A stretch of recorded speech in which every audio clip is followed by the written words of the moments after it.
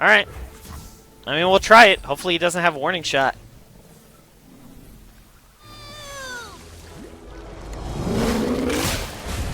Hey everyone, Raptorspank here. Today we have another episode of On the Grind, the show where I cover a deck I'm playing in Ranked. I'll break down the deck, a couple of flex spots, and some basic mulligans. Then we'll put the deck through some ranked matches and review how we do afterwards. This episode we'll be checking out DT Leona Lux Midrange, an evolution of Lux Soul. This deck is about maintaining control of the board using durable Demacia and Targon units until we can lock out the board with Lux.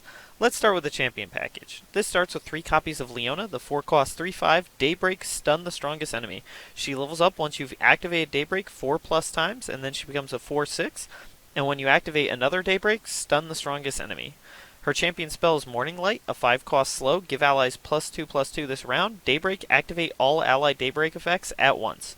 This is a strong tempo piece. She comes down relatively early, has a pretty sizable body on her own, can block Fearsome, and her stun, especially the turn it comes down, but if you can level her up and then trigger it multiple times, it can really slow down your opponent's game, which buys us the time we need to get our Lux engine online.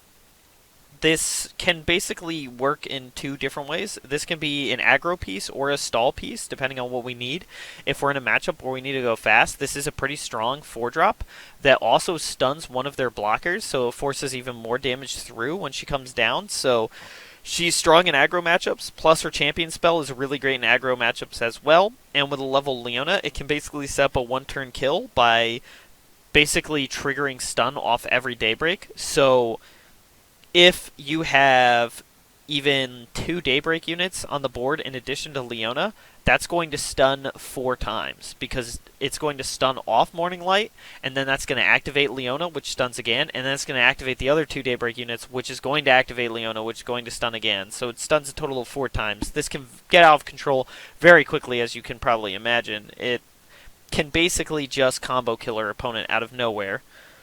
Then we have 3 copies of Lux, the 6-cost 4/5 with Barrier. She levels up when she's seen you cast 6+ mana of spells. When she levels up, create a Final Spark in hand. Then she becomes a 5/6. When you cast 6+ mana of spells, create a Final Spark in hand. Final Spark is a 0-cost slow spell with Overwhelm and Fleeting, and it deals 4 to an enemy. Her champion spell is Prismatic Barrier, 3-cost burst spell, give an ally barrier this round. This is our primary late game payoff / win condition. And it's also great board control against aggro matchups / it stabilizes the matchup.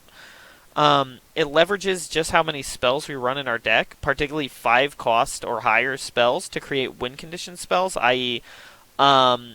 It gives us more and more Final Sparks. We can keep clearing our opponent's board. The Final Sparks can deal damage to our opponent when they kill the unit, if they deal more damage than necessary to kill the unit.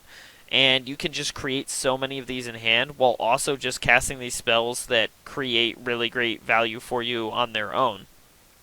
Her champion spell also helps to protect win conditions, whether that's her, Leona, a Radiant Guardian, anything like that. Giving something barrier can be pretty clutch and save you in the right moments. And we also have a lot of ways to essentially just auto-level her up, spells that just instantly cause this condition, so it's pretty easy for us to land Lux and then level her up, because we have Remembrance, Judgment, Hush, plus the Fleeting Hush, and Star Shaping can also find something that costs 7 or more that's a spell that'll level her up, but we'll talk more about those later. And Celestial's off Priestess / Star Shaping does work well with her for a number of reasons, because we can get the Comet, which works. But again, we'll talk about that more later. Now let's look at the follower package. This starts with 3 copies of Solari Soldier, a 1-cost 2/2, Daybreak, give me +1/+1 this round. This is a great aggro piece / Leona leveler, since it comes down on turn 1 and triggers Leona right off the bat, so we can start building towards a turn 4 play Leona and have her level up either that turn or the following turn. It's also a great blocker. It can block Fearsome the turn it comes down, so that's always helpful. And because the turn it comes down, it actually takes, well, it gains 1 health temporary. If it takes 1 damage, that damage is not going to matter. It's not going to be damaged after the end of the round. So it's just great with that, and it's just an excellent curve out. Then we have 3 copies of Solari Shieldbearer, 2-cost 3/2, Daybreak, give me +0/+4 this round. Another strong aggro piece, safe Daybreak attacker, because it's very hard for them to kill it, or even to do enough damage to it that it will actually have damage going into the next round, since it gets 4 health the turn it comes down. It's a great curve out because we can go Soldier into Shield Bearer into Priestess into Leona, and we have a leveled up Leona the turn she hits. So this is a key way to get there, and this is just a phenomenal blocker. Lots of health on Daybreak, and it can block Fearsome.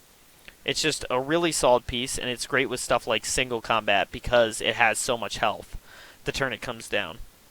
Then we have 3 copies of Solari Priestess. The 3 cost 1/2.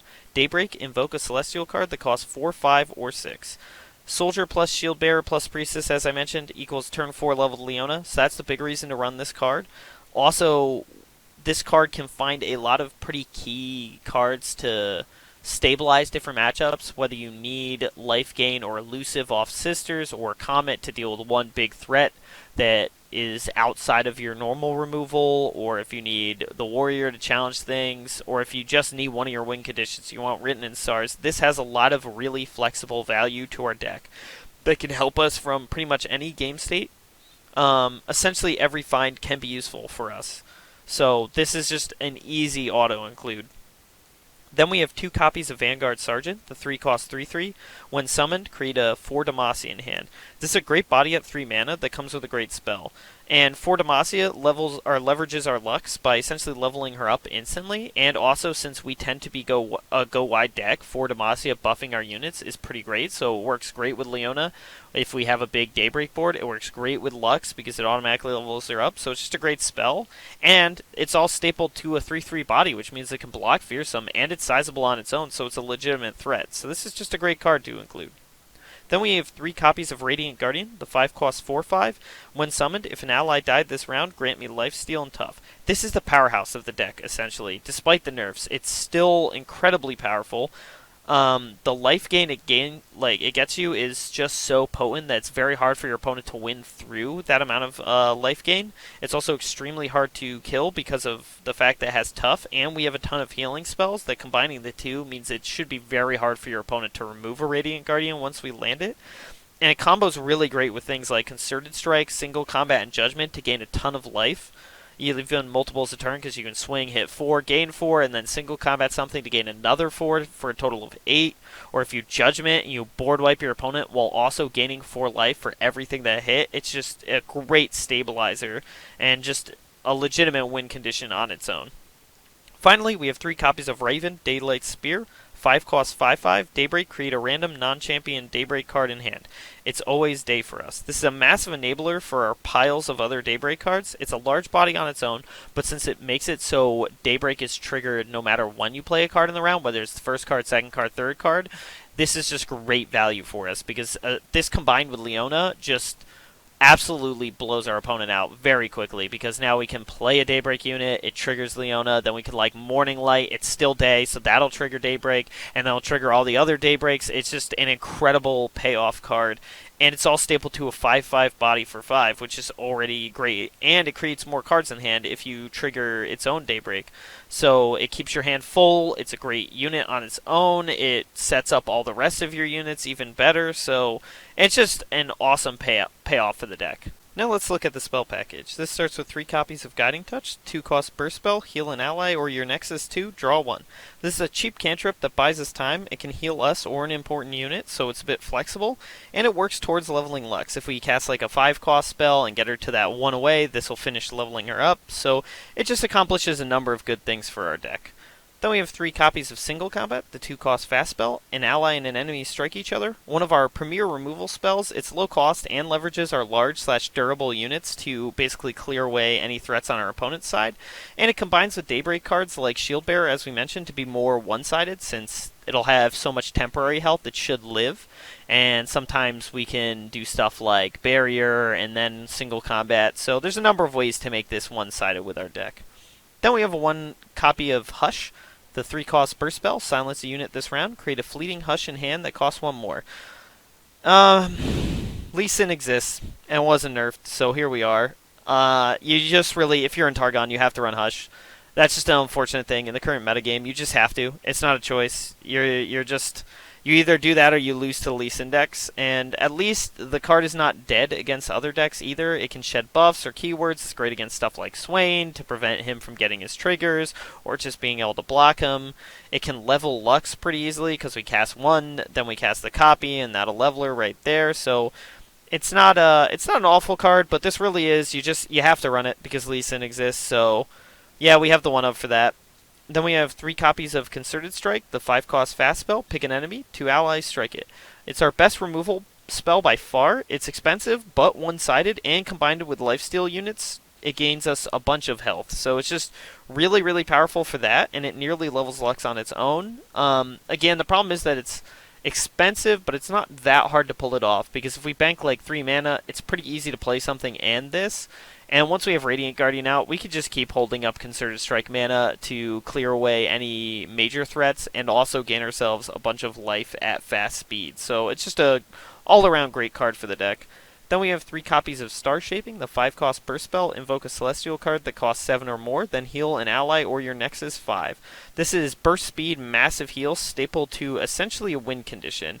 Pulls can often level Lux, let alone this almost does it at burst speed on its own. So it can often find you a 7-cost spell to level her up, like Cosmic Inspiration is a big one for our deck because we tend to go wide. It can also pull just random things like the Immortal Fire and the Great Beyond that can just win us the game out of nowhere. Or often the Scourge is actually a surprise card that can really do some work with our deck. So it grabs us a win condition while also helping to stabilize by giving us a bunch of health, and it can save our best units if we need to. Then we have 3 copies of Remembrance, the 6-cost slow spell. Costs 1 less for each ally that died this round. Summon a random 5-cost follower from Demacia. This is an incredible win condition / board control piece. This is by far our best turn 3 play, since most pulls off this are going to be incredible. I mean, like, the weakest thing you can find is essentially like a Radiant Guardian that's not triggered, which is still a 4/5, so that's not bad. If we just bank mana turn 1 and turn 2, we can cast this on turn 3 and get something massive, which that early on is pretty big. This levels up Lux in the late game, and if we do lose stuff, we can start casting this at a lower cost, and that can often surprise opponents. If you lose a couple units and then cast at like 3 or 4 and get like a Radiant Guardian off it, it can be a pretty big swing in your favor. Finally, we have 1 copy of Judgment, the 8-cost fast spell. A battling ally strikes all battling enemies. This is a silver bullet blowout, essentially, for some decks. It can combine with Radiant Guardian for a full heal, and it lets us steal the board back against go-wide decks. It is very flimsy to bounce, kill, frostbite, deny, etc. There's a lot of ways to make this not work, which is why we're only running 1. But it's really good into Bilgewater Burn. That's where it's going to be best, because if you have a Radiant Guardian plus Judgment, they have to have like double Noxian Fervor to kill it before that happens, and that still means they just use 2 of their burn spells, and probably killed 2 of their units just to deal a ton of damage to it. And even then, they still need to find 1 more point of damage. So whether that's a trigger or a make it rain or something like that, they need something, or at least a barrel for 1 of those Noxian Fervors. So it's extraordinarily hard for that deck to remove it, and it can clear their entire board while also gaining you a bunch of life. So that's the matchup where this is best for. Now let's look at a couple of flex spots. A big thing is a lot of people run 2 Judgments with no Hush. I think that's just utterly foolish, to be honest, in the current meta, with Lee Sin being what he is, and our deck isn't particularly great into Lee Sin, so Hush is kind of something we have to run. So honestly, I'd be more tempted to drop the 1 of Judgment for a second Hush. So those are 2 big changes you can make. Another big one is to roll it back towards the old build of this variant. Essentially was, instead of running 3 of Leona, you can run 3 copies of Aurelion Soul, the 10-cost 10/10 with Fury and Spell Shield. Play, invoke a 7+ cost Celestial card, and at round start he does the same. Then he levels up when allies have 25+ total power at round end, and then he becomes an 11/11, and your Celestial cards cost 0. This is a stronger late game than Leona, and it's incredibly hard to deal with Bomb since he has Spell Shield, and he just keeps generating cards every turn, and including when you play him. So it keeps your hand full. He's extraordinarily hard to kill, massive body, he can keep getting bigger because of Fury. It's just a really, really, really great late game, but it comes coupled with an extremely weaker early and mid game, and it can be very hard for us to level him, especially after the Radiant Guardian nerfs. So that's why most people have moved away from Aurelion Soul and are running Leona instead. You can also replace the 1 of Judgment with 1 Sunburst, the 6-cost slow spell. Deal 6 to a unit. Daybreak, silence it, and deal 6 to it instead. It's stronger single target removal essentially than Judgment and can be a little bit easier to pull off at 6 mana. It still auto levels Lux and it can deal with a couple of weird threats like Ledros essentially. But the problem is that it's slow and it doesn't kill every threat and it doesn't gain us a life like Judgment can. So Judgment in many ways can be a little more flexible, but this is still a great include and can help level Leona better than Judgment will. Then you can also drop the 1 of Judgment, the 1 Hush, and a Star Shaping for 3 copies of Pale Cascade, the 2-cost burst spell, give an ally +2/+1 this round. Nightfall, draw 1. This is a cantrip that can speed up our clock. Essentially, this lets us trade our late game / board stabilizing for surprise wins out of nowhere. If we go super wide, then Cosmic Inspiration, then have Pale Cascade do that little extra bit of damage out of nowhere. So it just basically lets us be a faster deck, but definitely sacrifices our late game quite a bit. And often it isn't quite enough to kill our opponent and costs us too many important utility cards to get it into our list. You can also drop 2 spells or the 2 Vanguard Sergeants for 2 Blinding Assaults, the 2-cost slow spell, Summon Valor. This lets us trigger turn 5 Radiant and attack with it. Essentially, it forces our opponent to kill the unit because we can swing with Valor, pull one of their units, then Valor dies to that unit. Then we play Radiant Guardian, it's triggered, gets the lifesteal, gets the tough, then we can swing with it again because Valor's Scout. So it's just a good trick, essentially, to ensure that we get that Radiant Guardian down.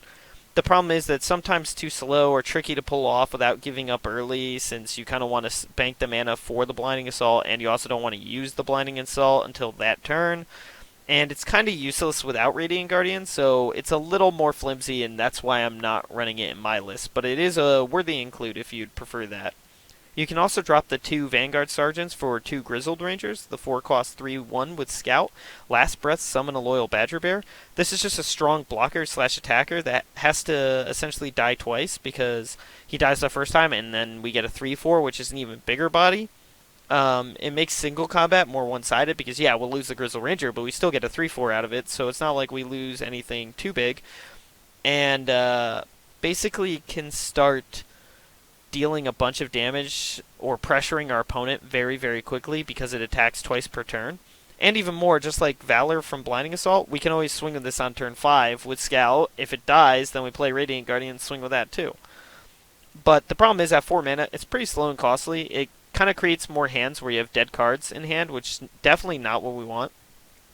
Finally, you can replace 3 copies of Raven with 3 Screeching Dragons, the 5-cost 4/5 with Challenger and Fury. This is a more controlling unit that can build large off Fury, essentially, and it's basically removal on a stick, unlike Raven. Raven can get you removal on a stick with Sunburst, essentially, but this definitely is removal, and it's a pretty strong body on its own.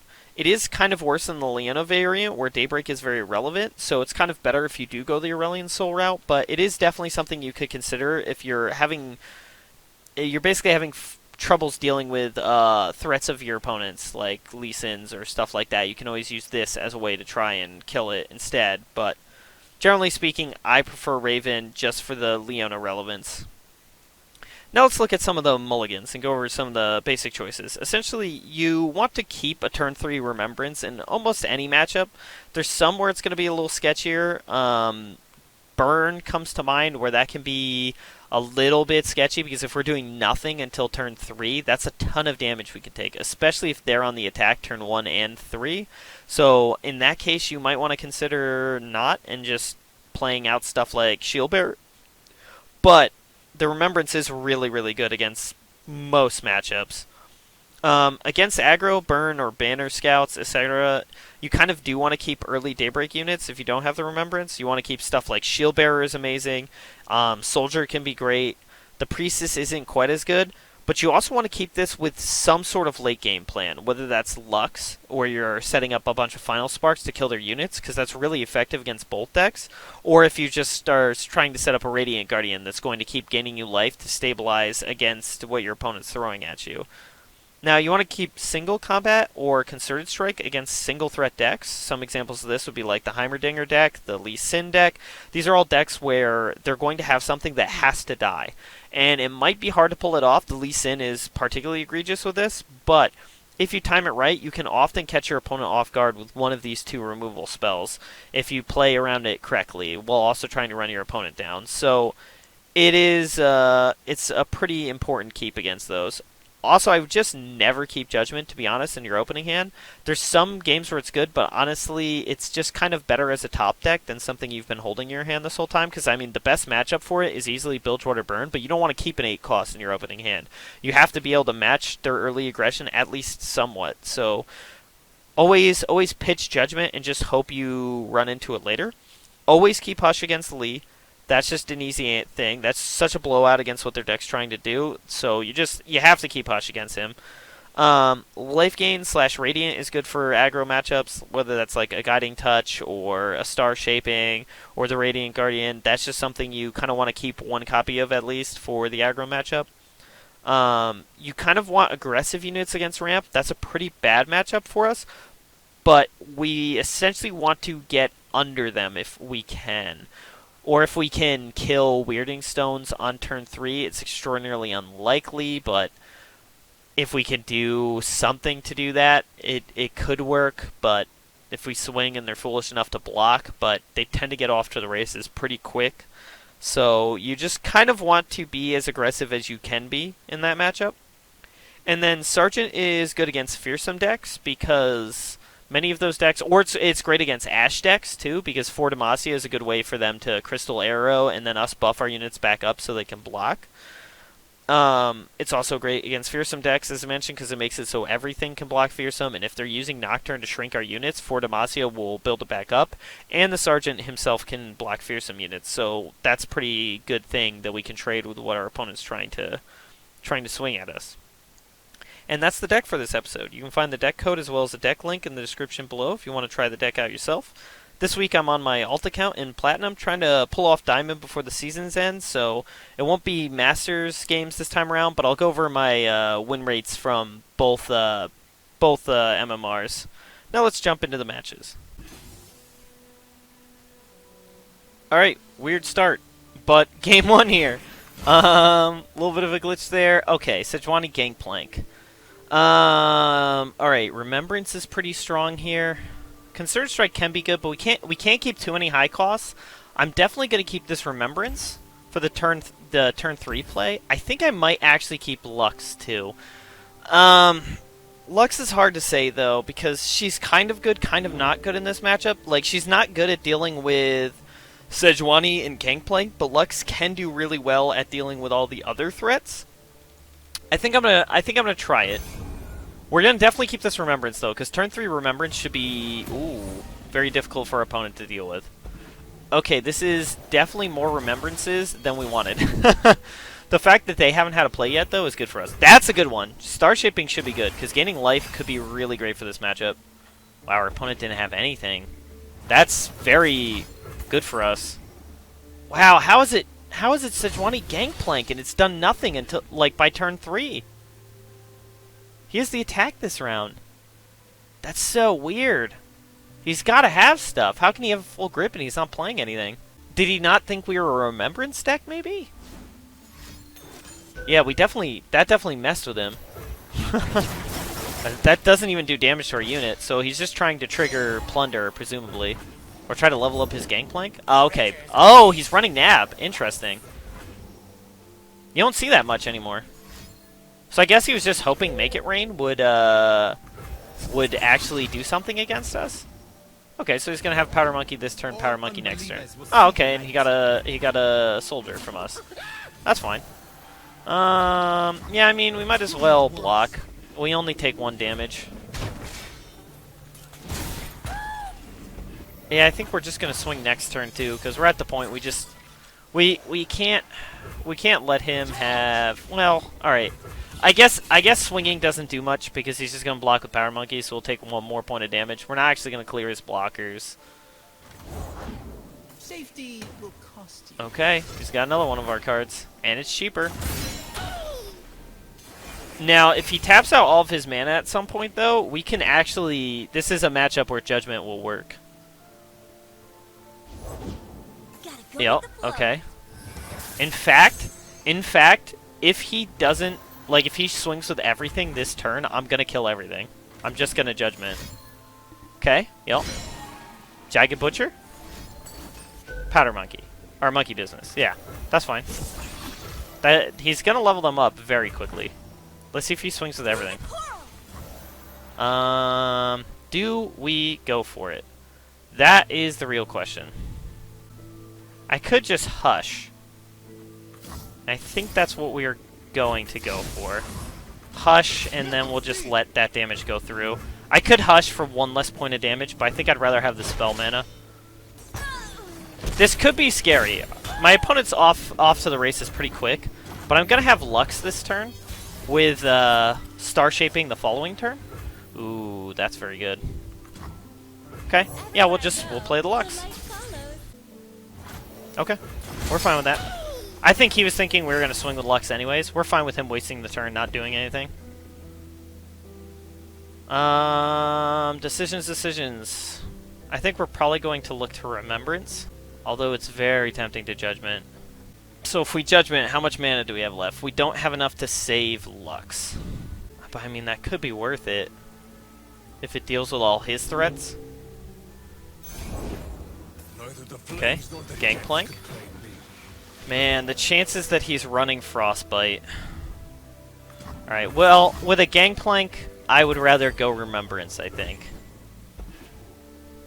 We should be able to live this turn through just raw damage. Okay. It's a little scary. Because now his Gangplank is leveled up. I am reborn of salt and brine. But again, we do have this Prismatic Barrier. Ooh, Screeching Dragon is actually not bad.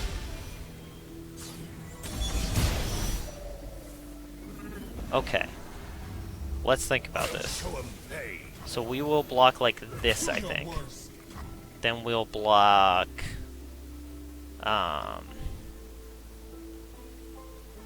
block here, block here, maybe, like that.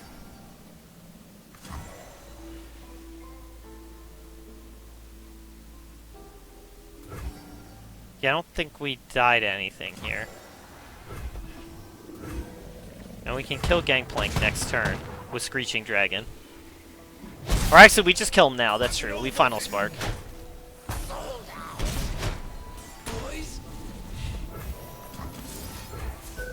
Because we definitely do not want him getting a barrel next turn. Okay, he still dies to that. Good to know that we're down a Guiding Touch, though. That's actually pretty important.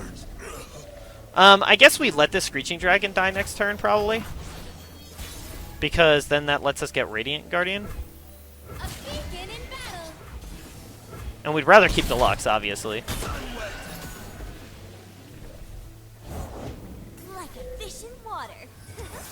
Alright, so we will play Radiant Guardian.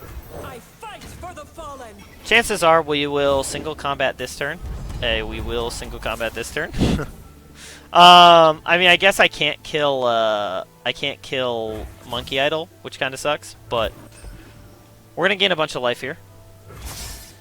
And we still have these Star Shapings for next turn. Alright. Yeah, we're fine with that. What's he got? I mean, yeah, we gain more than we lose. So that seems weird. Yeah, I mean, I don't think we necessarily do anything. Well, I mean, I guess we Remembrance, right? Just to get one more unit on the board. Because we do have to kill our opponent eventually. And this Final Spark will be really good for killing Monkey Idol. Or some other threat that he plays. Oh, is he going to... Okay, Riptide Rex, maybe? I have a feeling he's going for... There's got to be a Riptide Rex. That's probably why he swung with the monkey. So we want to keep this... We want to keep this Star Shaping, for sure. Okay. There's the Rex. We expected it. Okay, so this will live. That's the important thing. So then it's just keeping Lux alive, which we can definitely do. So we will heal her. That should be enough to keep her alive. Ooh, Scourge is very good. Can we tap out for Scourge next turn? I think we might be able to. Alright, and then she lives. Man, it's greedy to go for the Scourge next turn, but it literally wins the game if it gets to attack.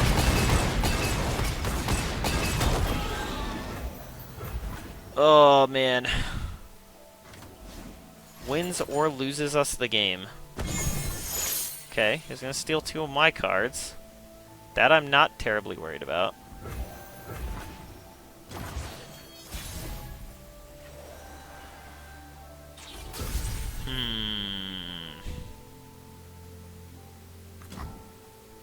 I'm going to try it.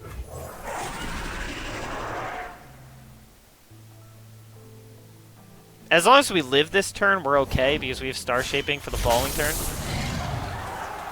Fight for your lives. That was a pretty bad play, to be honest. He frostbited, like, he frostbit the one creature I care the least about, to be quite honest. I think we pulled that, right? Can we actually... Okay, you know what? I don't think we can... Yeah, okay. We'll pull Sejuani over here. Because that way anything that blocks dies. We're not going to swing with Lux because we don't want to lose her. She's too important to lose. Yep, that gains us a bunch. Another thing? Oh, he stole another Guiding Touch. So we have 1 left in the deck. That's fine. This didn't need to kill our opponent this turn. It just simply needed to,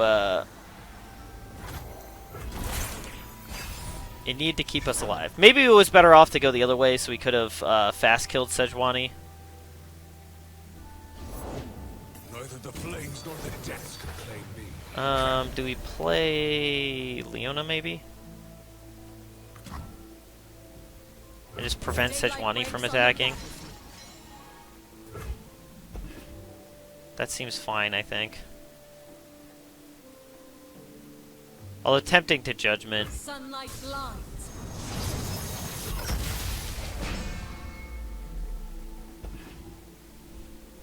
Hang them by their entrails. So block like this, block like that, I think. Now, do we try to keep Scourge alive? I think we might. How worried are we about the damage from Jagged Butcher? Maybe we're not.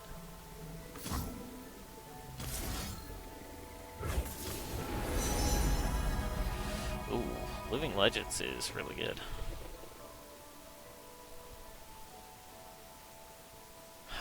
Decisions. All of these are potentially good. Strike while the planets align. Go for that. Oh, we did get a Final Spark. That's good. Can I take that damage? That's the real question. Can I take the damage from Jagged? I think I can.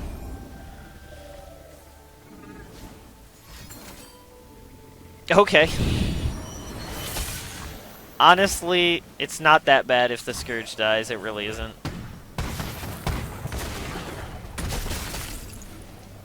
The downside being that we're not actually dealing damage to his stuff, so that's kind of rough. We'll blast Sejuani here, though, just to get her health low. So that next turn we can Final Spark kill her, so that she's not frostbutting her stuff anymore.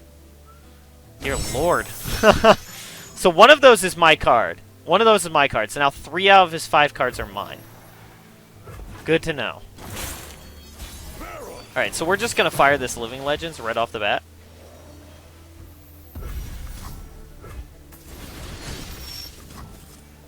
Okay. That not... Does that not count as spell mana? Oh, no, it filled my hand, right. Should have thought that through. Let's see. So I could do this. Buff all my units. That seems fine. That seems quite reasonable.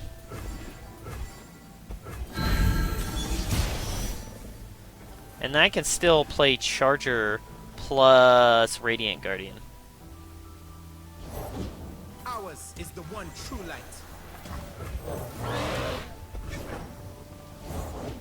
Nothing at the stink of So we blood. will just blast Sejuani. Get to work.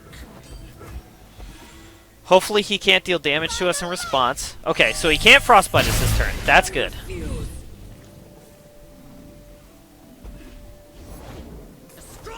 Oh, Lord. Okay. Let's brighten up their day. So, we'll swing like this. Say your farewells. Please tell me he does it. No mercy for Please tell me he does it. Alright, perfect.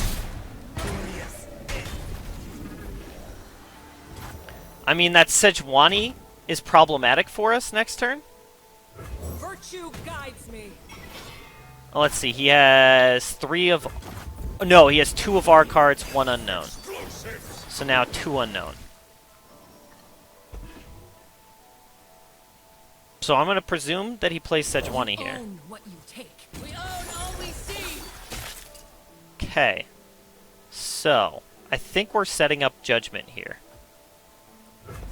And just hoping he can't deal damage to us. Stand and fight. Because if this works, Break their if the legs. Judgment works, we win the game. Why would he not swing with everything? That makes no sense. Hit 'em all. That's, well, I guess for the exact reason of what we're going for. Alright. I mean, we'll try it. Hopefully he doesn't have a warning shot.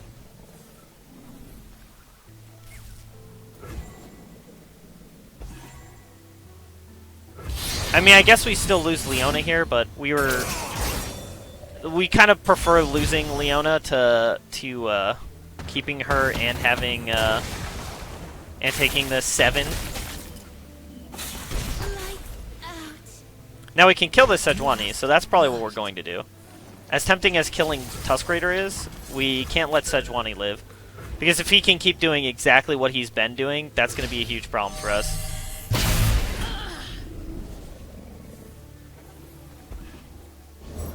It's quite the grindy game. Dear Lord, get your hands off my cards. He's going to draw me to empty. That was the last guiding touch.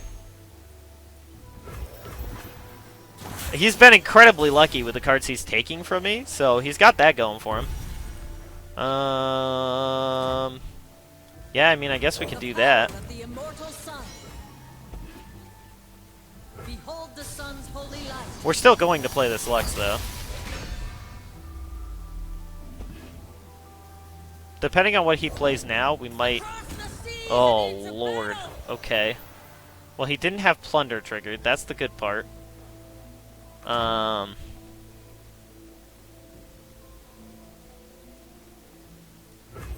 I mean, I guess we'll play her. Illuminate the enemy. Who's that you got there? Okay, we're kind of in a rough spot. If we can live through this Sejuani, if we can deal with her and live with this Sejuani, Enemies of day oh my will god. fall. As long as we can do that, then we should be fine. Concerted Strike is a way to do that. Hose down, weapons up. Interesting. Shine with So I'm me. guessing he has Riptide Rex.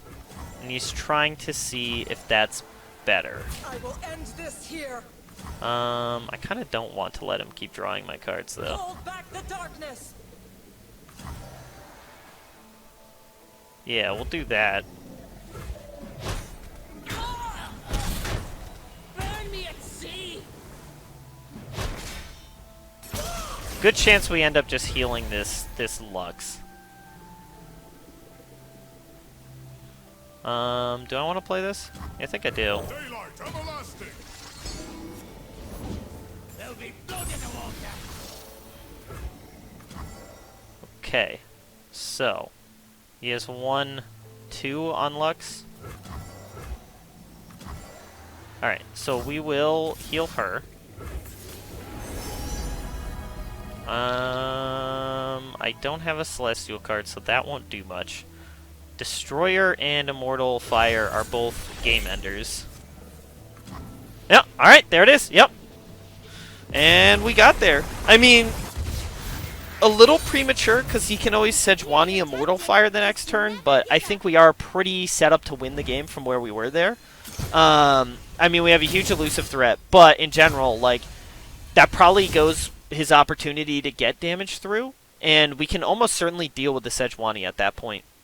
Which is the big thing we're worried about, is we want to be able to kill the Sejuani. And so, like, if he plays Sejuani, he Frostbites the one thing, we Concerted Strike kill it. Unless he pulled a Warning Shot off the top. But I'm not even sure that deck runs main board Warning Shots anymore, so we'd have to Grifter for it. So, it's possible, but, like, again, then the next turn he doesn't have a way to force it through. So, we were pretty favored there. I think it was a little bit of an early scoop, but I can totally understand it.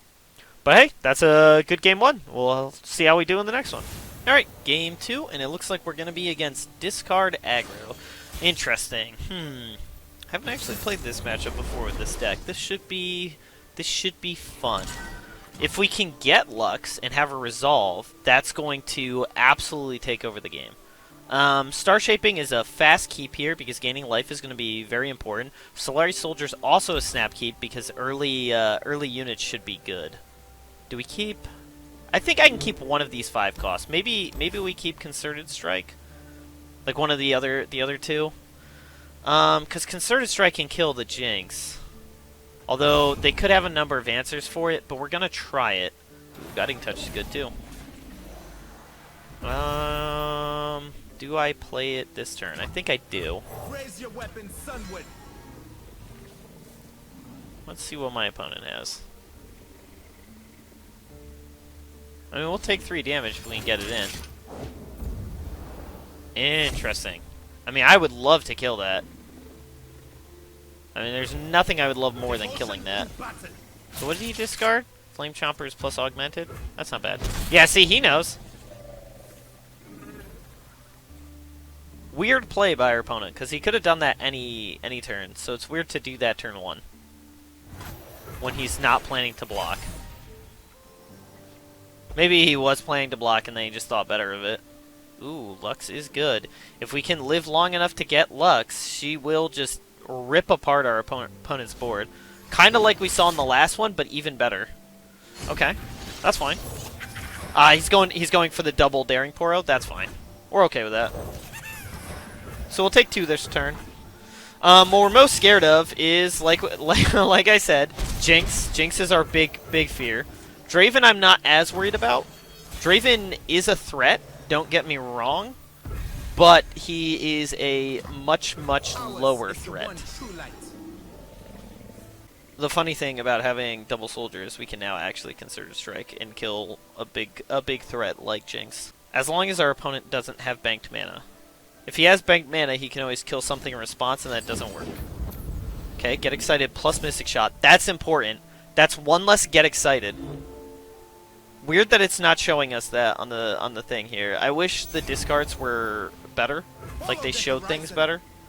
We'll swing with the 3 here. We don't want to make it easy on our opponent to kill anything. Okay, does he have the Jinx? Does he have a way to enable it? That's our big fear this turn. That was not something we were considering as an option for our opponent. I think we Guiding Touch now and see if we can draw something.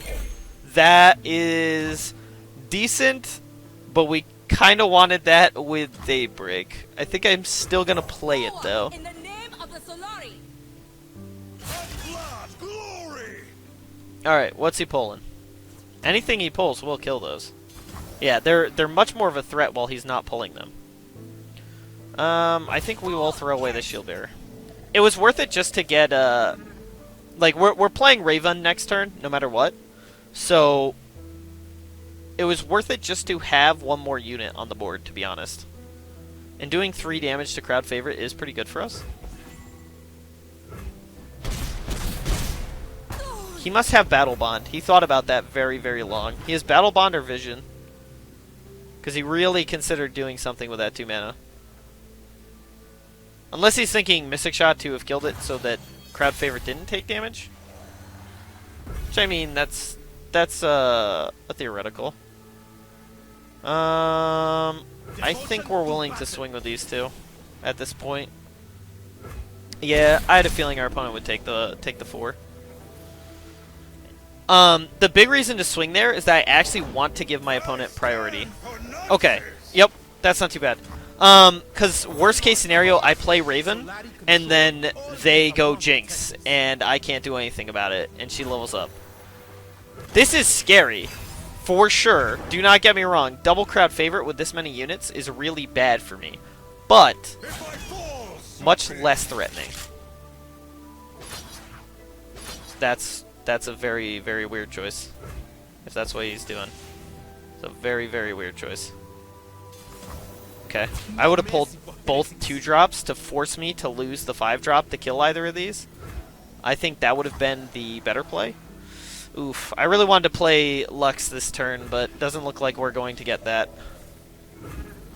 Because we're gonna have to leave healing up.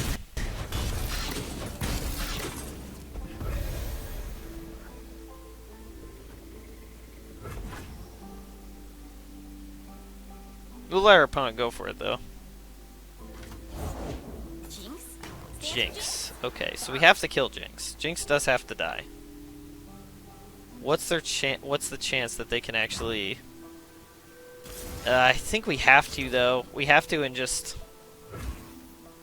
Oh, man. Let's see what they do. Oh, my God. Alright, that's bad. That's bad. Okay, yeah, we should have just killed her. We should have just killed her. See what he goes for.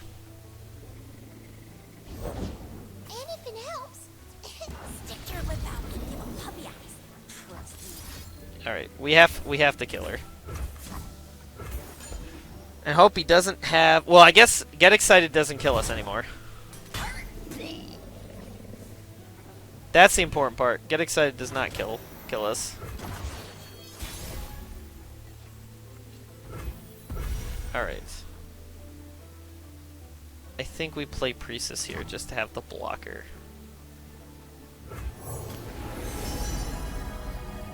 That is a pretty good one. Daylight warms the heart and lights the way.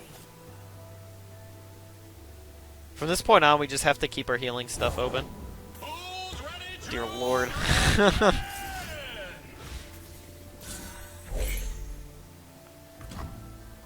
Can I play that? Yes, I can play that.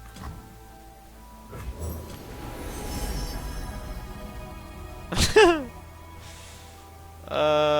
I want another one of those?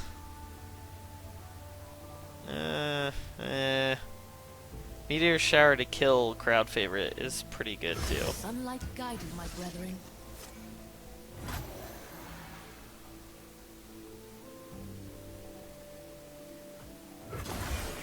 No, we'll just pass. We can gain a ton of life. That's also good. Okay, so we block here. We want to kill that. We block there, we block there, we block there. We go to -4, so... Heal. Cosmic Inspiration's pretty good. Now we live at 1. What else he got? Vision. That could kill us. It gets us to 2.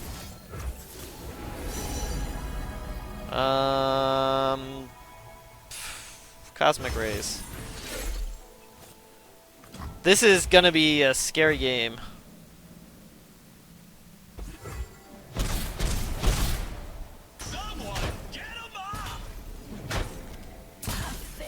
Okay, so what do we have to do next turn? Play Golden Sisters? We're at 9 mana. What can we do on 9 mana?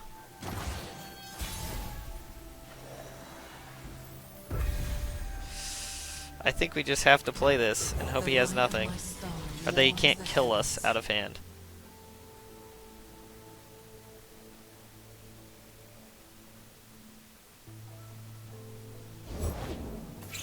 House spiders is not scary.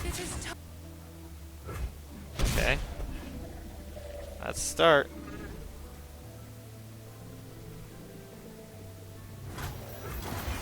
Okay. Opponent has a ton of outs. Let's see what he goes for. Okay, one more attacker. If I fall, so be it. Alright, so we block here. We block here. We concerted strike. Hit that, choosing both of these, and that puts us to what? 7? I mean, yeah, we gotta go for it, right? Hope he doesn't have it. I mean, he can't get excited kill us out of nowhere. That's the key. Alright. I think we may have stabilized then.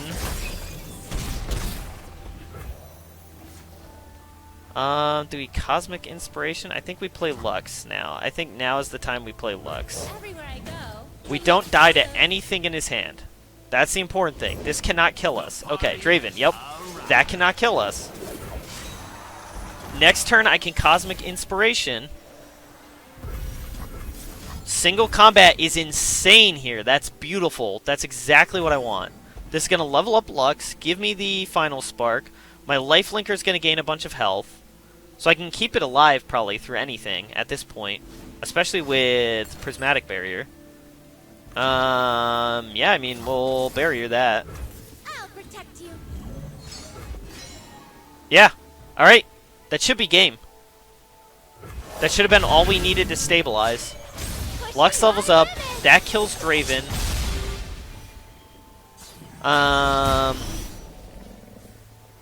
Yeah, that yep, there it is. And we got there. That was very close. That was very, very, very sketchy, and our opponent had many ways to beat us, but we got lucky and they couldn't find it at the end there. So we will take that. Definitely, the Lux was about to take over the game. We were able to very easily kill all of the things they had. So what was going to happen that turn is we were going to immediately Final Spark Draven to kill him, and then we were going to swing with a full board. Chances are, I mean, he can't kill the Lifelinker regardless, so we can gain a bunch. Then we still have the single combat to gain even more life if we need to. Potentially off something else, so we were in just great shape. So, yeah, that game was definitely over, but very, very, very close, and our opponent had many turns where all they needed to do was basically draw a burn spell. That Mystic Shot came just a tiny bit too late, I think, for him. I think if it came one turn sooner, we were dead, if I recall correctly. So that was pretty good. All right, on to game 3. All right, game 3 here, and it's Yasuo Tempo. I love that deck so much, but it's just never quite been good enough. But could get there here. Let's see how it goes. All right. That is some options. I don't think Guiding Touch is as important in this matchup. All-ending Remembrance is probably a bad idea as well, because chances are they'll just deny it. Especially if I don't do anything turn 1, turn 2, they should definitely keep it deny and then leave it open. Single combat is a way to deal with Yasuo, but you know what? I think I'm going to pitch the grip and keep the Solari Soldier.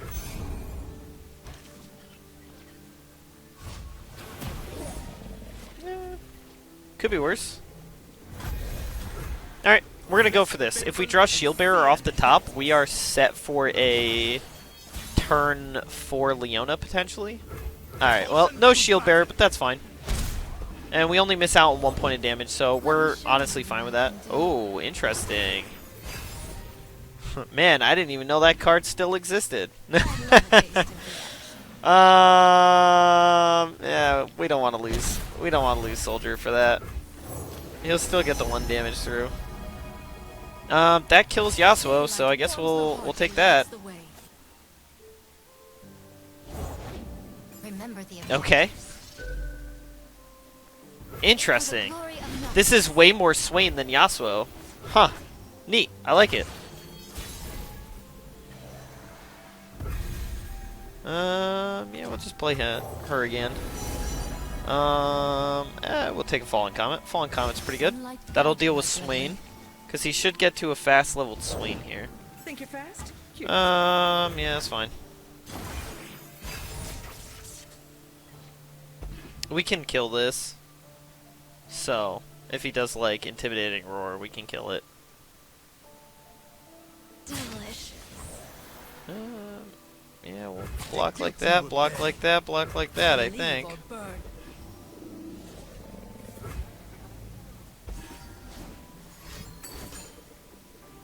I mean, that is fine. We're gonna get a Radiant Guardian out of this, so... Look what ye have faith. Because with him actually attacking and giving us the dead units, Radiant Guardian's absolutely the best play here. Certainly better than Raven. For the Empire. Okay. Yeah, that's fine. You. Man, that's so much damage out of hand. Holy crap. This is a very, very interesting take on Yasuo. Yasuo combo. Do we swing? I think we do? Yeah, we swing with Radiant Guardian. Routes closed. I'm fine with that. Okay, yeah, that's what we expected. I think we're just gonna go to kill this Blade Twirler then with Meteor Shower. So we'll deal 4 here, and we will kill you, I guess. He could deny this. We're not we wouldn't be entirely surprised. Okay. Worst case scenario for us there was if he played Yasuo, so we're fine with Shadow Assassin.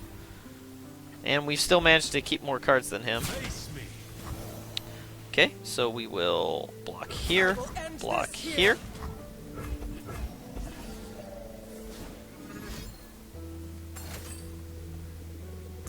I think we're willing to fight over that.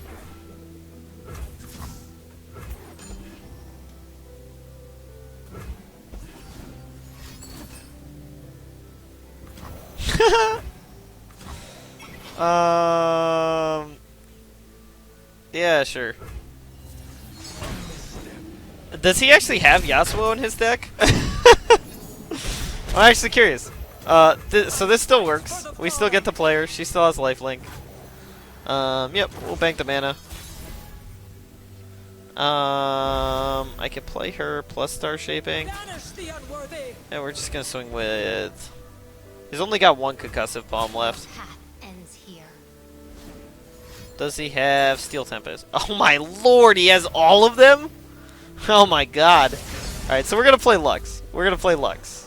And then we're gonna Star Shaping. We can do this. Not too worried about that. We can hush that.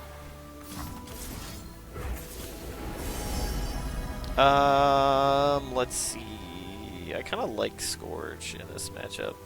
It probably gets bounced, but our opponent's down to only 2 cards, so that's good. Should be pretty easy for us to stay alive this turn, but we will see. What do we want? We want to keep the life gain plus Hush. So double Hush would take 7 mana, leaving us with 2, which is Guiding Touch. That's something I don't even remotely care about, so I think I'm okay with that. That's about as tame a thing as could happen. I can level her up pretty quickly, right? I guess it makes more sense to run out the Raven. Our sun will not set today. Okay, there's Yasuo. Yep, we'll heal. And then we will just try to final spark him, I think. I figure my opponent probably has an answer to it. I feel like he wouldn't have played Yasuo if he had nothing, so I assume he has something. Like, Will of Ionia, I think, levels him up, right? So as long as he can... Oh, wow! Alright, he has finally run out of recalls and stuns then. Ah, Swain, nice. We're okay with that. That's what we have Comet for. We have had Comet this entire time for Swain, so... Lead us to victory, Grand I mean, I guess we could play the Scourge, but that is greedy, so we will just Comet. See if he has Deny. Okay, he does not have Deny. We get our final Spark. Yeah, we'll swing with these two, I think. We don't want to swing with Lux, because it's very important that she lives.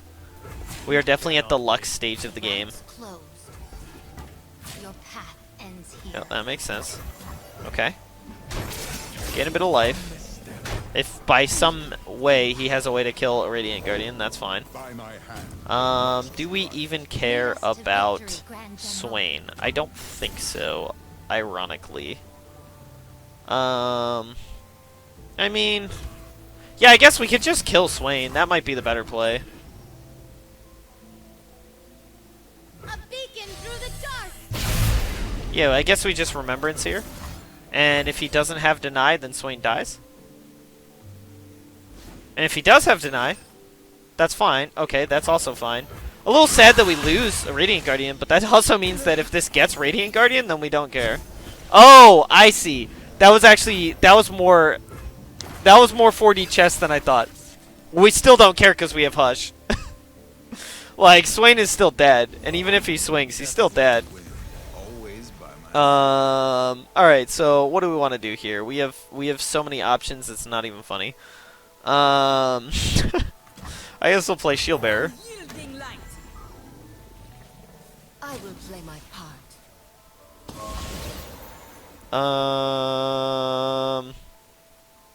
I mean, that is a really good way for us to get... But no, it's not worth it. We could have gotten a Screeching Dragon hit there, which would have been good. I guess we'll Remembrance. I guess now we'll Remembrance, because we can kill either of these two. The question is, which one do we want to kill more? Oh, Lord. Well, that's rough. I'm actually more scared. Ironically, Yasuo is the scariest threat right now, because if he draws another Yasuo, he can Steel Tempest one of my attackers. Whereas if he draws another Swain, that won't actually accomplish anything. Do we play one of these? I think we actually maybe do. I could be super greedy. It's so greedy, but actually, like, thinking, like, what my opponent could draw off the top of the deck, I think Scourge is actually insane. Because, like, the best case scenario is they Will of Ionia that. Well, yeah. There's nothing my opponent could have picked there. Scourge just getting to attack is already too much, so... Yeah, that was honestly pretty easy, which is not that surprising for the matchup. Because Swain Yasuo just hasn't ever really quite been there. It's always been a tier 2 deck, very, very close to good, but not really a top tier deck, and we really weren't threatened at any point there. Like, our opponent got us as low as 4, but like, look how much that cost them. Look how aggro their hand was. They still, best case, got us to 4, and the only reason they got us to 4 was because we didn't need to use life gain to get past that point. So really, our opponent was never there. We had the Hush, we had more life gain, we had so many ways to deal with what their deck was trying to do. So, yeah, that was a pretty smooth, pretty easy one, and that brings us to 3-0. So let's see how we can do in the final two, but we've got that positive win record at the very least. Alright, game 4 here, and it looks like it's going to be Ash Sejuani Frostbite Midrange, I think is the name for the deck, but yeah, this is going to be one where it's going to be scary aggro early. Now, Frostbite is a problem for us, but, funny enough, this Remembrance should be really good for us. Solari Priestess can also be pretty good. It's tempting to keep Shield Bearer just in case he really gets off to the races. Kind of like the idea of Priestess for Comet, though. Although, almost certainly, we're going to want to just save for Remembrance. No, Judgment's kind of a dead card. For a second there, I was thinking that might actually be good, but realistically speaking, our opponent's going... We should just assume our opponent has Frostbite at all times, so... he gets a little early Sejuani progress here, but we're okay with that. And then we're gonna Remembrance next turn. Let's see what he's got. I'm gonna guess based on how long this is taking, he's got the 3/1 Frostbiter maybe, and he just doesn't want to play it with no value. Either that, or he's holding a Frostbite spell, and he's wondering if he should play a unit like Sentry and lose the Frostbite, or bank the mana for Frostbite and just next turn play presumably Avaros and Trapper. Ah, I was right. Ha! It is the Frostbite. It's the Frostbite unit, and he didn't want to play it at no value. That's funny. Let's see what he's got. Or what we get. Okay, well, Radiant Guardian used to be a much better find before all this.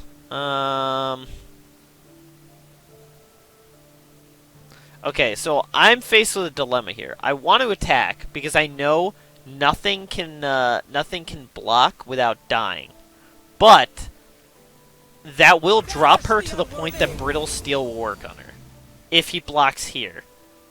If he blocks here, then it's just Value Town. And that's why I'm going to make this attack, is because I'm thinking either way is good for me. Either I'm going to get 4 free damage, or he's going to block like this, and yes, now I can get Brittle Steeled, but I killed his 4/2, so that's significantly less damage that he's capable of now. And he doesn't have any Yetis yet, so that's also really good. Now, one big problem is after the changes to Radiant Guardian, she now dies to Reckoning, and that's a real risk we're going to have to be aware of. Brittle Steel? Yep. No surprise there. We knew that that was what was liable to happen. We're going to play Priestess here just to start invoking. Oh, Written in the Stars is actually... That's quietly good in this matchup. Bask in her radiant blessing. There's a good chance that we do Written in the Stars. I guess we swing with this. I mean, worst case scenario, like, they what, Frostbite, and this takes 1 more point of damage? Okay, Kato the Arm. How do we feel about this? If I do this, I can't actually play the champion that I get. So I think we're just going to play another Priestess. And I think we'll go for Warrior. We're looking for 5 power units, I think. Written in Stars creates a 5 power unit. Warrior is a 5 power unit. And that's what we are most looking for. See if my opponent just goes straight for the damage, or if they play something else.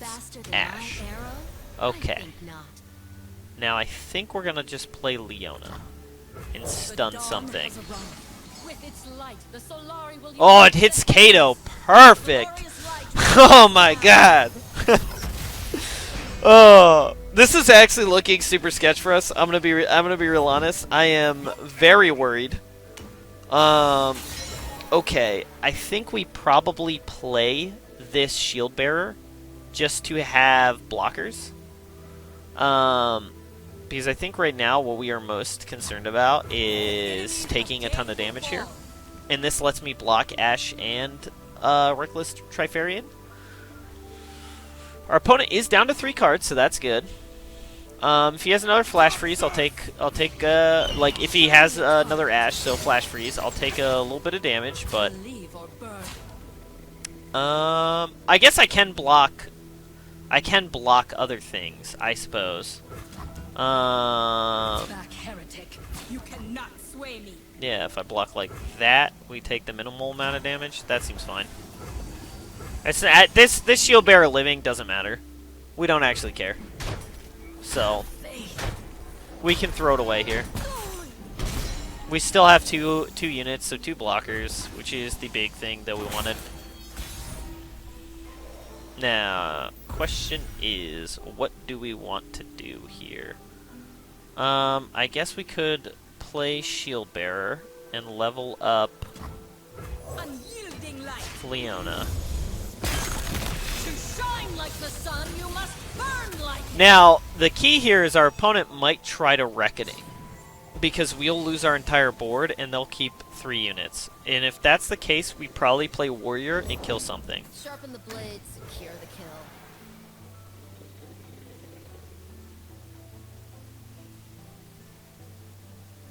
Okay, Answer to me. we're gonna swing like this. I would not Because want we're to fine kill with you. this trade.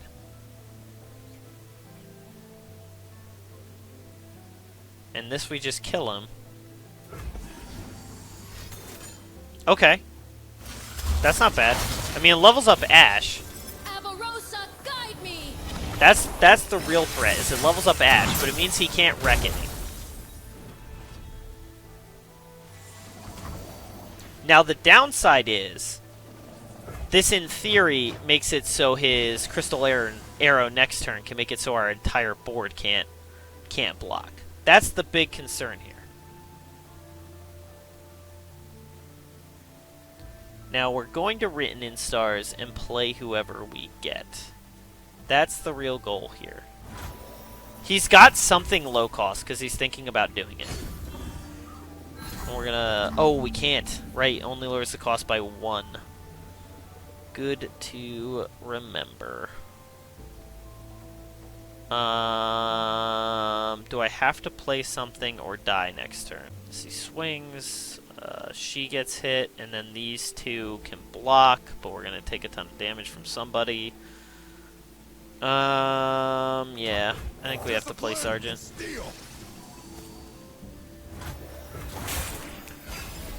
This is actually pretty strong too, because now we can always just for Demacia to ensure that our opponent can't actually do much with Crystal Arrow. Okay, so the question is, do we want to play this, or do we want to play Raven and stun something? If I play Raven, he frostbites everything, right? Because one of those cards is Crystal Arrow. Nope, no. Yeah, it's 3. Okay. Yeah, I think this is our best play. Stand strong.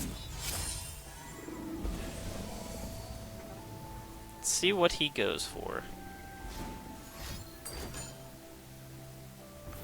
So that will frostbite, nothing else. Now I can heal her, or I can play this and stun something.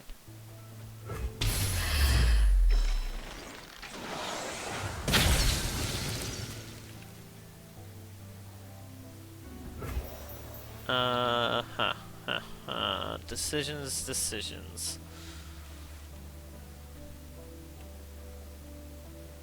I think this is our better play. None are lost. They only await the dawn. Stand and Just fight. to have one more blocker. Cut him down. Face me! Now the question is, are we dead?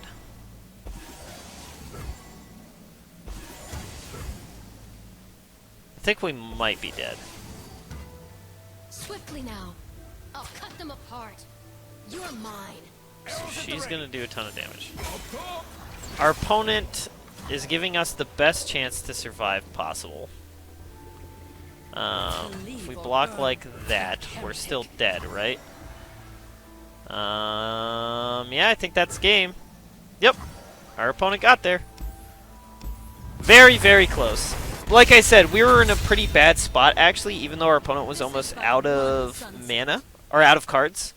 Because Ash Sejuani does, with the Frostbite and the Ash, it's a huge threat to us. We wouldn't have been any better if we played Warrior. So that's the one thing, is our opponent just had enough gas that it wouldn't really matter how things went for us. But still, it was very close, almost had him. Definitely feels like a fairly rough matchup. Maybe if we had luck sooner and leveled her up, then we might have been in slightly better shape, because we could have potentially killed whatchamacallit, Ash, which was the most important part, I suppose. So maybe we could have played that a little bit better. I can't remember if I could have written in Stars Lux the previous turn. I think I might have been able to, and that might have been the best choice. I was just really worried about Reckoning, and then when he showed they didn't have Reckoning, I was a little more willing to go for it. But I should have played Lux, and then I would have been able to block with stuff still the next turn. And if my opponent did exactly what they did with Crystal Arrow, I could have Might of Demacia, which would have leveled up Lux, given us ways to kill stuff. So that would have been the better play. Might have been enough to save us there. I was a little too cautious for Reckoning. I just kind of had to accept that that would be a blowout because the alternative was to just lose like we did. So, oh well. On to the last game. See how we do. Alright. Game 5. Big money, no whammies, and it's against the terror of Ranked. The Lee Sin deck. I was really hoping they were going to nerf this deck on this patch, but I'm not terribly surprised that they didn't. Judgment's going to be terrible here. Good chance they have Deny for it. Concerted Strike is actually debatable. I think I'll keep this. We might be able to surprise our opponent and thread it through and kill Lee Sin with something. And then Solari Shieldbearer is a pretty good card, especially since we will be attacking on turn 2. Ah, and there it is, the one of Hush. That should be a big help. I'm not saying that that'll win us the game, but that is the big card. Especially if we can land Lux before that, then that could be really good for us. And single combat's is kind of a good Concerted Strike alternative. Yeah, I figured you'd take the damage. We will absolutely trade this with the GOAT, because chances are he's just going to swing. Oh, wow. Alright, well, we will play this. See if he even swings with Zed. Okay, he won't. Well, we will kill Zed anyways. He should have swung, but we will take it. Wow! Okay. Man. I don't want to use that game, but... Alright. I mean, that's a bit of an idea of how it can go. I don't want to use that game, but I also don't want to break the points. So this clearly shows that I played and did the 4-1, but yeah, that game was a fair bit more free than it should have been. What I'm going to assume from that is that my opponent did not have Lee Sin, and they didn't have many buffs. Man, that's the part that sucks about playing in Platinum. Masters player plays that one out for sure. That was so far from over. We developed a very, very subtle board state. He had an equal-sized board state, so chances are, yeah, no, like, he just had to find a Lee Sin and the game's over, in theory. He doesn't know we're holding Hush, but it's possible that bought us enough time right then and there that we were going to get to resolve Lux before he could get the Lee Sin turn off. Because that's the big thing. If we could get Lux first, then we can double Hush with Lux out and level her up and get the final spark. And then we can kill Lee Sin with the final spark after he bounces Lux to hand. So that's the big thing that we were looking to do that game. So we actually were in decent shape there since we found the Hush, but that was still very winnable for our opponent. So they definitely shouldn't have scooped there. Plenty of opportunities, but chances are they had a bunch of spells or pump spells, stuff like that, but no actual payoffs, no priestess to find one. That's my guess. That deck should have been fine from that position, though. Maybe it was just all Pale Cascade's Guiding Touch, and he didn't want to start just cantripping through the deck to try and find stuff. Yeah, that's a weird one. Unfortunate way to end off on, but yeah, I mean, it's a win. That's kind of what the deck's looking to do. Hush is good. I liked our mulligan. I think our hand looked even better after we pitched the cards that we did, so That was pretty good. Single combat is a great include. I think it's going to be good into the matchup anytime. Concerted Strike can also be really good because usually with a Lee Sin deck, you have to play a lot of spells in a single turn, and you can't really prepare for all of the possibilities. So Concerted Strike could have definitely caught him off guard. But, I mean, plenty of ways they can deal with it with stuff like Bash and all that. So we would have had a little bit of trouble, but I think that hand was solid. I think that's what you're looking for in this matchup. I think it's what you would want to go for into anyone playing the Lee Sin deck. So I think that early game went about as good as we could ask for in the matchup. So that's definitely what you are looking to do, is develop your board like that. I think it was good that we played Shield Bearer first, because if our opponent just swings, then we kill the Zed regardless. And yeah, we take a little bit more damage, but we're able to kill a number of things. And then I think we could have even single combated afterwards and still had that bearer live. Like if he full swings, we take 3 from the shadow. The 3/6 blocks Zed, kills the Zed. The goat dies to our 3/2, and Gift Giver gets through. But then we single combat, kill Gift Giver. We untap. Shield Bearer is 3/2, exactly like it would have been anyways. We swing with it, get some damage in, and we're set up to start taking over the game from that point on because he loses the whole board. So that's what I was really expecting to happen there. I'm surprised he didn't swing. I kind of get it, but it was a little greedy. Because as we just demonstrated, to single combat, then it's super bad. But yeah. We'll take the 4-1, I guess, and talk about it more in the wrap-up.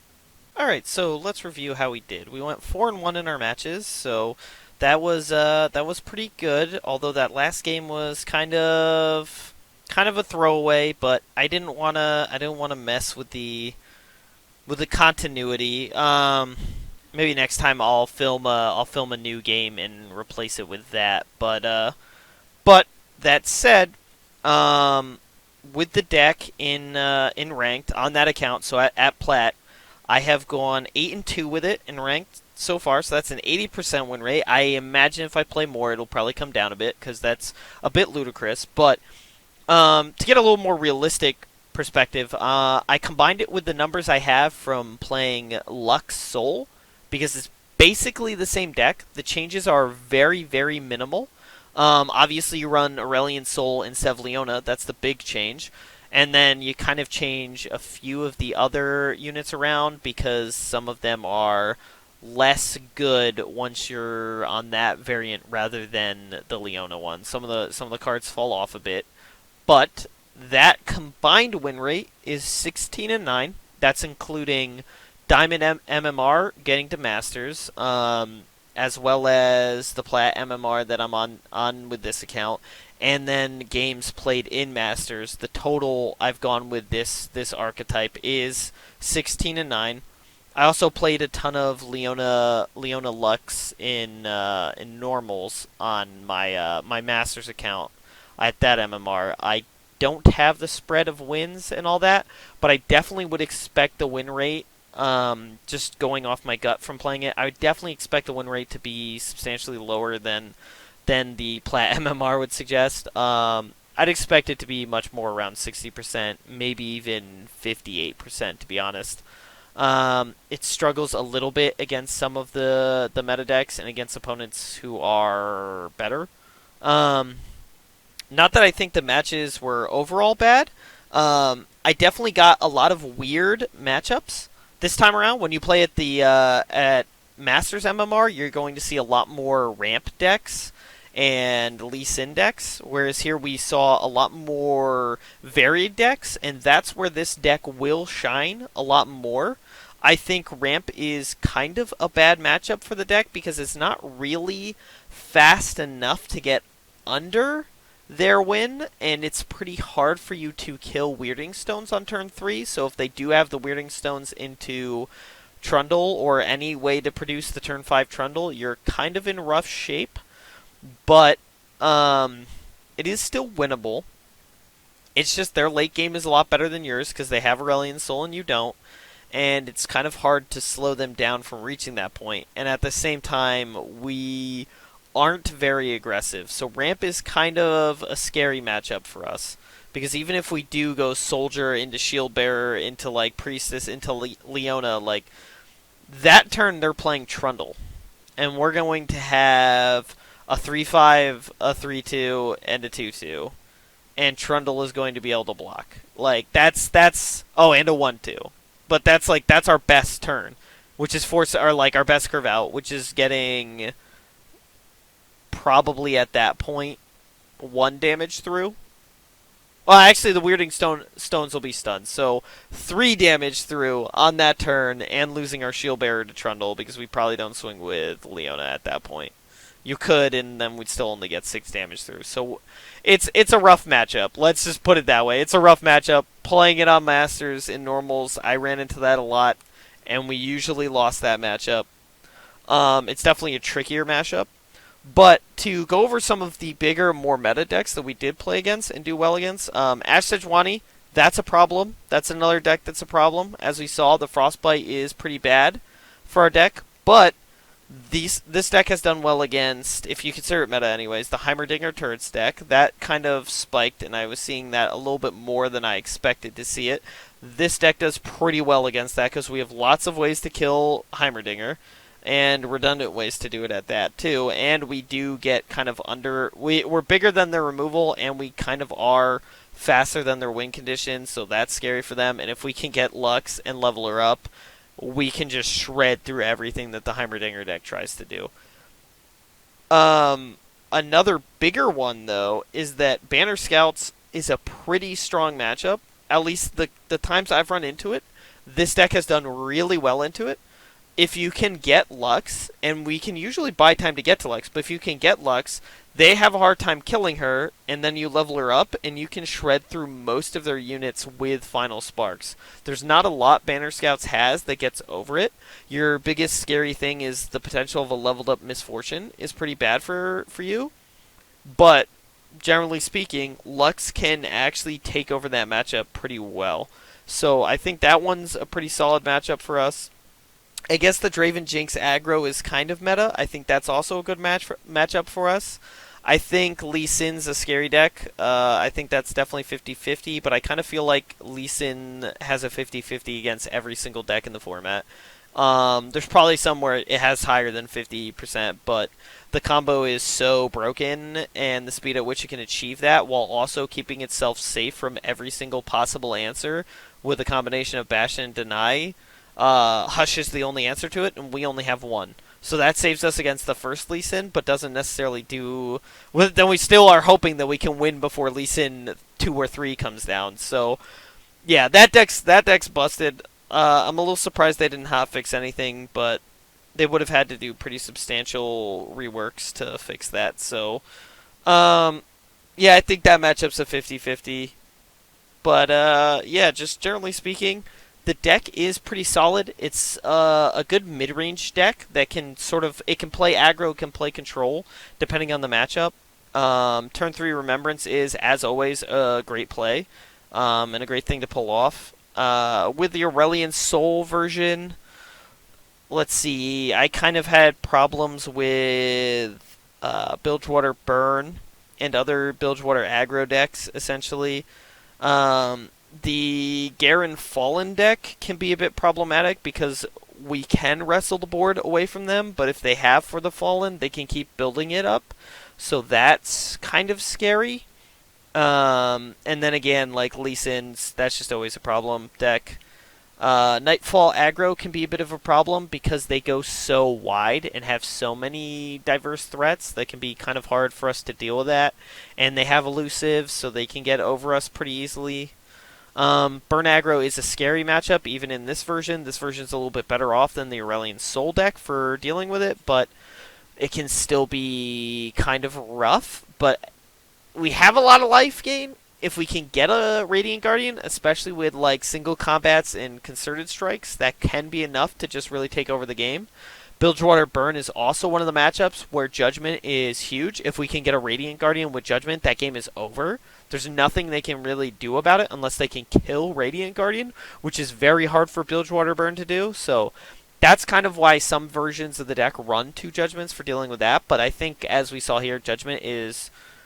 It's just a really hard to pull off spell, especially when a lot of people are playing stuff like Deny Again and just ways to deal with the threat. I just don't really like a ton of Judgments, but there's some matchups like Bilgewater Burn where it can just steal the game out of nowhere. So I think it's worth running the 1, but I think you have, if you're playing Targon, you have to be playing Hush.